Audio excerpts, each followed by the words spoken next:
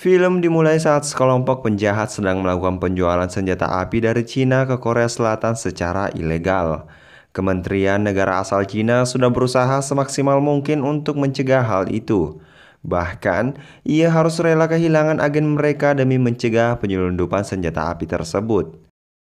Pada akhirnya, Direktur MSS Cina hanya bisa mengirim agen pemula untuk mengatasi hal tersebut secara diam-diam.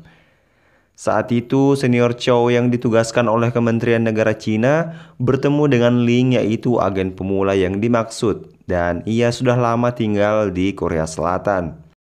Ia ditugaskan untuk menyelidiki aksi penyelundupan senjata api. Ia diberi perlengkapan dan juga memalsukan namanya menjadi Yudahi. Di hari yang sama, agen Chow juga bertemu dengan agen Ama yang berasal dari Korea Selatan dan akan menjadi partner Dahi untuk meluncurkan aksinya.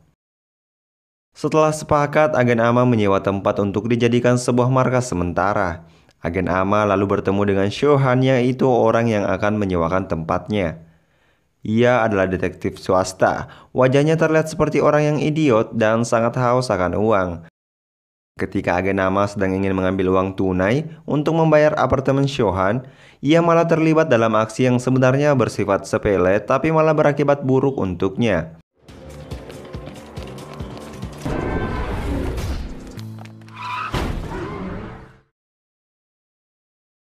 Suhan yang sedang menunggunya mengira agen Ama tidak akan datang untuk membayarnya karena mengira sewa rumahnya yang mahal. Keesokan harinya, senior Chow memberikan sebuah alamat di mana dia akan bertemu dengan agen Ama yang akan membantunya. Tiba di tempat yang dituju, terjadi kesalahpahaman antara mereka berdua. Suhan yang ada di sana mengira Dahi adalah asisten agen Ama yang disuruh membawakan uang sewanya. Sebaliknya, Dahi mengira Suhan adalah agen Ama. Saat Dahi sedang menjelaskan situasinya, Suhan sadar bahwa terjadi sebuah kesalahpahaman antara mereka berdua. Saat Dahi menawarkan untuk kerjasama, Suhan sempat menolak tawaran tersebut.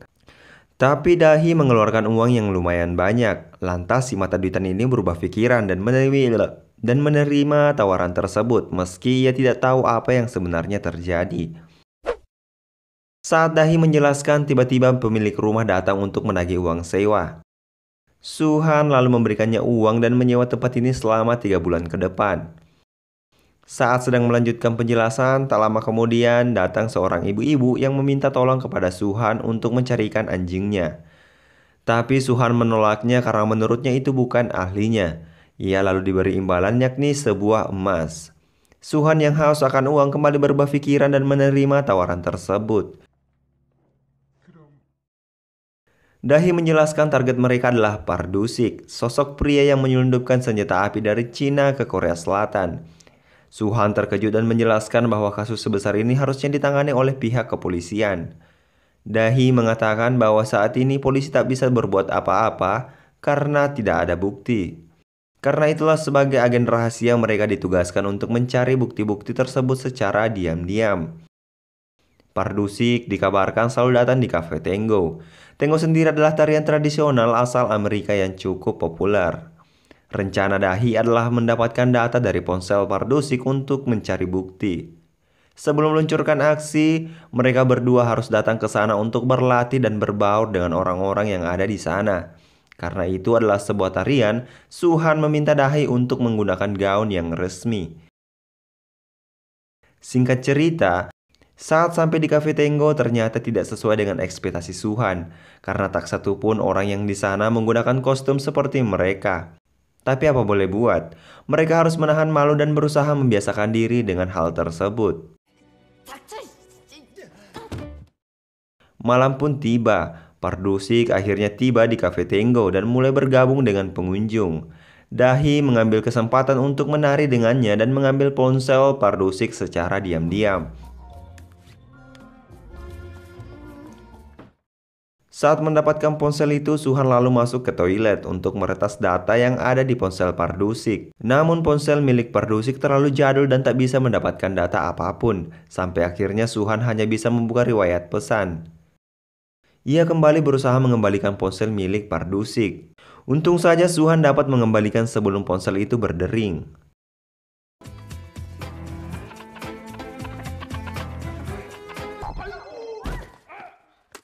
Saat Pardusik menjawab telepon, tiba-tiba pria misterius datang dan dengan sekejap Pardusik tewas di tempat.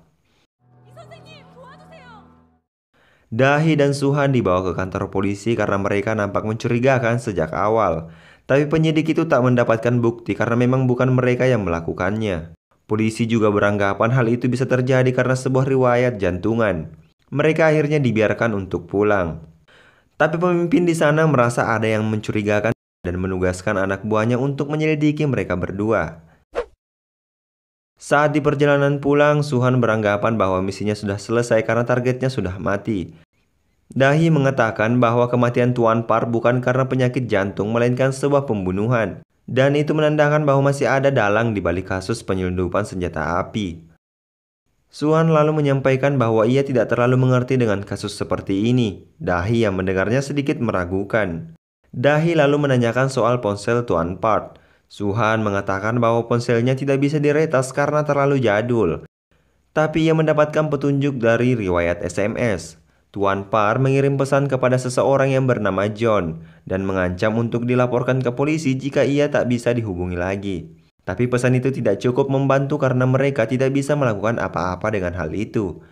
Pada akhirnya Dahi meminta Suhan untuk mengantarnya pulang. Dahi lalu menelpon senior Chow dan memberitahukan bahwa agen yang sekarang membantunya seperti agen gadungan dan seperti orang bodoh. Seniornya yang tidak tahu apa-apa mengatakan bahwa itulah agen rahasia sesungguhnya. Ia berusaha menutupi identitasnya karena tak ingin diketahui oleh orang-orang.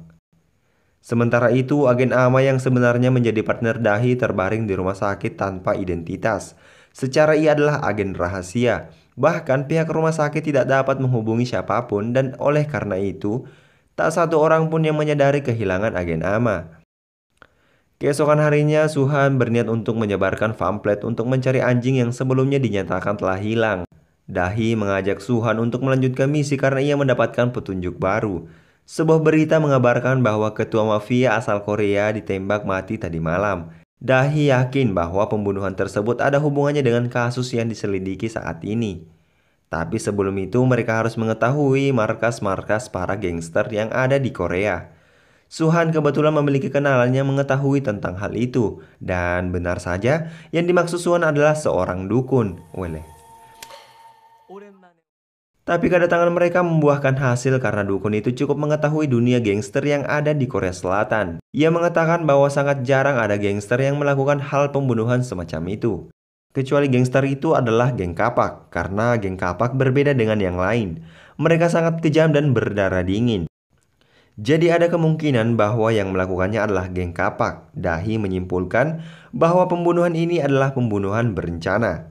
Ia mengira bahwa pembunuhan ini dilakukan oleh pihak yang melakukan penyelundupan senjata api dan memanfaatkan nama-nama gangster agar para gangster membeli senjata tersebut dan dapat menguntungkan dalam bisnisnya.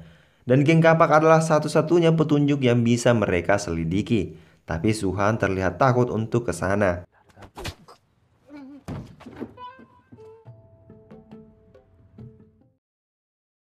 Pada akhirnya, mereka ke sana dan menyamar menjadi polisi untuk menangkap ketua geng kapak dengan tuduhan pembunuhan. Ketua geng kapak mengatakan bahwa ia tak membunuh siapapun. Ia tidak tahu soal kasus itu. Tiba-tiba di luar terjadi keributan. Beberapa orang misterius datang dan menembaki para anggota geng kapak dan salah satunya adalah ketua geng kapak itu sendiri. Suhan lalu merebut senjata dari salah satu pemberontak itu. Saat keadaan mulai tenang, Dahi melihat darah di baju Suhan dan mengira Suhan telah tertembak, tapi itu ternyata hanya sebuah bekas noda. Mereka lalu mengambil ponsel ketua geng kapak dan bergegas untuk pergi. Saat dicek, ternyata ponsel itu memiliki kode keamanan dan Dahi membutuhkan peretas untuk membuka ponsel tersebut. Kebetulan Suhan memiliki kenalan yang mahir di bidang itu. Tanpa pakai lama, mereka langsung mendatanginya. Ia adalah seorang gamers dan autodidactors and hackers. Saat ponsel itu diretas, terungkap bahwa ketua geng kapak pernah mengabari broker senjata 3 hari yang lalu. Ia lalu mencari alamat pemilik nomor itu, dan kini ia berada di Seoul dan tinggal di sebuah apartemen. Saat mendatangi alamat yang dimaksud, Dahi menemukan mayat di kamar mandi. Ia adalah perantara atau biasa disebut broker. Ia dibunuh dengan alasan agar tidak terjadi kebocoran ke pihak polisi. Ternyata mayat itu adalah broker yang mereka cari. Bisa disimpulkan bahwa Tuan Park juga adalah seorang broker sama seperti jenazah itu, dan Tuan Park dibunuh karena sudah mengancam John melalui SMS untuk dilaporkan ke polisi. Jadi sebenarnya dalang di balik penyelundupan ini adalah Tuan John. Di situ juga terungkap bahwa Direktur John akan mengadakan sebuah pertemuan. Di kedai pinggir jalan, Dahi menjelaskan akan kesana dan merayu Direktur John dengan kecantikannya dan menggali informasi. Tapi Suhan kurang setuju karena menurutnya Dahi kurang seksi. Tak lama kemudian, gadis cantik muncul dan Dahi merasa bahwa yang dikatakan Suhan benar. Sampai akhirnya mereka berencana untuk memasang penyadap di tubuh Direktur John. Di lain tempat, ternyata Badan Intelijen Korea Selatan sedang mengawasi mereka berdua. Dan ternyata wanita seksi itu adalah mata-mata yang sedang menyamar. Sementara itu, Suhan datang menemui putra temannya yang sedang sakit. Saat itu juga terungkap bahwa Suhan pernah meninggalkan temannya dalam misi peperangan. Dan kini, istri temannya berusaha untuk memahami keadaan dan tidak menyalahkan Suhan. Tapi ia memohon agar tidak mendekati anaknya lagi karena tak ingin putranya semakin menderita jika mengetahui hal yang sebenarnya. Sebelum pergi, Suhan menanyakan keadaan putra temannya itu dan wanita ini mengatakan bahwa ia akan baik-baik saja setelah dioperasi. Hari pun tiba, di mana Dahi dan Suhan menyamar menjadi sepasang kekasih. Dengan jas yang mirip dengan taplak meja, Dahi sangat malu dibuatnya. Saat Direktur John tiba, mereka berdua so akrab dan dengan sigap, Dahi memasangkan alat penyadap di balik kerajas Direktur John. Dan tak lama kemudian geng kapak datang ke pertemuan dan mengira Direktur John adalah dalang pembunuhan ketua mereka beberapa hari yang lalu. Direktur John lalu mengelabui mereka dan mengatakan bahwa yang melakukannya adalah geng Gambuk. Ia melakukan tipu daya agar geng kapak ingin membeli senjata darinya. Dari alat penyadap, Dahi mengetahui bahwa transaksi penyelundupan akan dilakukan malam hari. Dan saat itu juga identitas mereka terungkap ketika salah satu anak buah Direktur John melihat mereka, yaitu pria yang dipatahkan hidungnya oleh Suhan beberapa waktu lalu. Mengetahui hal itu, mereka berusaha kabur ketika anak buah John mulai mengejar. Tapi perkelahian tak bisa dihindarkan.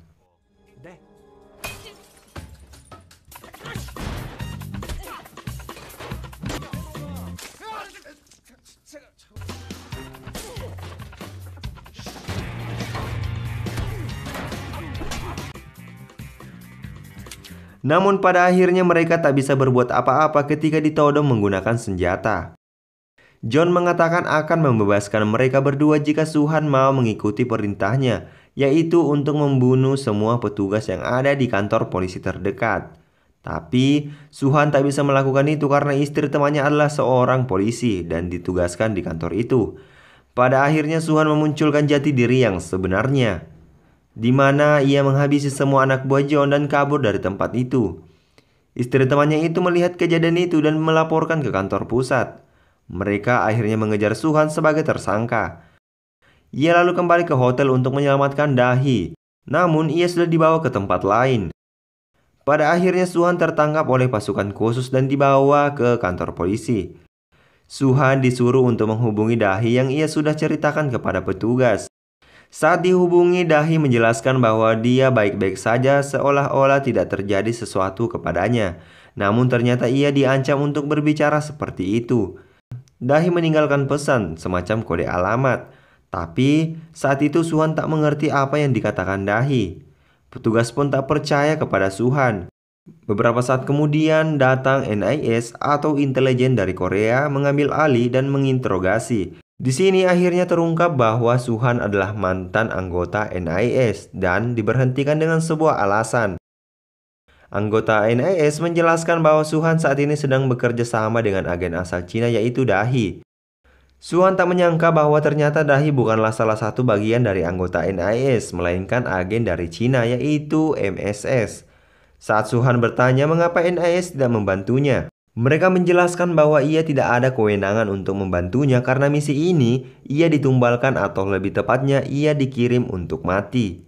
Mendengar perkataan itu, Suhan mengingat masa lalunya ketika ia ditugaskan dalam satu misi bersama temannya. dan diperintahkan untuk menumbalkan temannya itu dengan sebuah alasan. Tapi ia malah menolaknya dan saat itu Su-han dipecat. Dan saat itu walaupun ia sudah berusaha, temannya itu tetap saja tidak terselamatkan. Su-han akhirnya mengambil jalannya sendiri untuk menyelamatkan Dahi. Ia lalu memberontak dan mengancam petugas yang ada di sana lalu melarikan diri. Su-han kembali menafsirkan perkataan Dahi saat ditelepon. Dan ternyata itu adalah sebuah petunjuk. Dengan bantuan hackernya, akhirnya ia menemukan tempat persembunyian John. Di kantor polisi terungkap identitas Su-han dan membuat para polisi itu kaget. Ternyata Su-han adalah mantan pasukan khusus Korea Selatan. Meski terlihat bodoh, tapi kemampuannya tidak bisa diremehkan.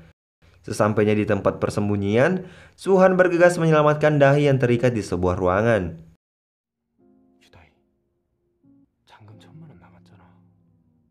Sementara itu kelompok John sedang bertransaksi dengan geng kapak.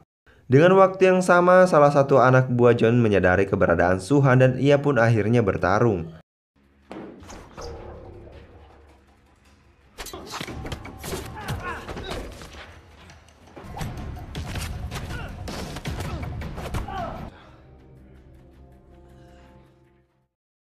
Mengetahui hal itu, geng kapak membantu John sekaligus mencoba senjata barunya.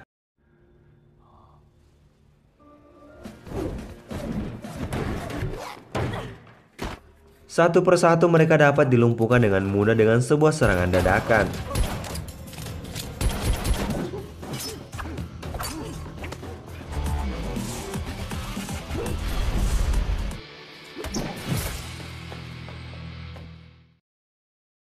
Pada akhirnya John dikalahkan dan ia dicebloskan ke penjara bersama geng kapak. Meski sudah membantu negara, Su-han harus dipenjara karena mengingat perbuatannya sejauh ini. Agen NIA tidak bisa membantu Su-han kecuali ia melakukan sesuatu untuknya. Awalnya Su-han menolak dan lebih memilih untuk dipenjara. Tapi saat diperlihatkan sejumlah uang yang banyak, Su-han berubah pikiran. Itulah Su-han yang melupakan segalanya jika berkaitan dengan uang. Sebelum melanjutkan misinya, diam-diam Su-han ke rumah sakit untuk menebus biaya operasi tanpa sepengetahuan istri temannya itu. Su-han lalu menghadiri pertemuan untuk membahas misi dan ternyata ia kembali berpartner dengan Yu Dahi. Sebelumnya Dahi tidak menyangka bahwa ternyata Su-han adalah mantan pasukan elit. Dan yang mengejutkan lagi, sosok wanita yang sedang mencari anjingnya adalah seorang informan. Dan emas yang ia bawa saat itu berisi informasi penting yang sebenarnya diserahkan oleh agen Ama. Tapi sayangnya semuanya berantakan karena agen Ama mengalami kecelakaan dan kini ia sedang lupa ingatan. Dan mengejutkan lagi, Su-han sudah menjual emas itu, wele-wele. Sampai akhirnya mereka berdua harus mengulangi misi tersebut dan pergi ke Rusia. Mereka dikirim ke sana sebagai pasangan kekasih dan akan dikirim dengan sebuah perahu. Tapi lucunya ternyata mereka menggunakan perahu nelayan untuk ke Rusia.